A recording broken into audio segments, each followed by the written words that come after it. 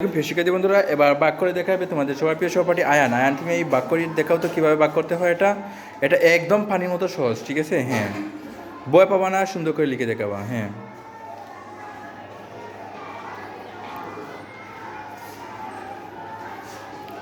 হ্যাঁ, জানি এটা অনেক সুন্দর করে তুমি লিখতে পারবা।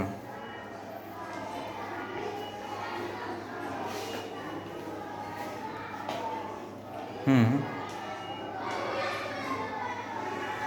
আনসার কত হলো এটা বসাবা না, এখানে না বসিয়ে এখানে কীভাবে করতেছো? হ্যাঁ হ্যাঁ, এবার বলো 700 মধ্যে কতবার যাবে? কত কথা বলো না কেন আয়ান? তুমি কথা বলতে পারো না? কথা বলতে না বললে তোমার সহপাঠী বুঝবে কিভাবে? তুমি এভাবে কথা বলতে হবে। কিভাবে করতেছো এটা তো কথা বলে বুঝাতে হবে।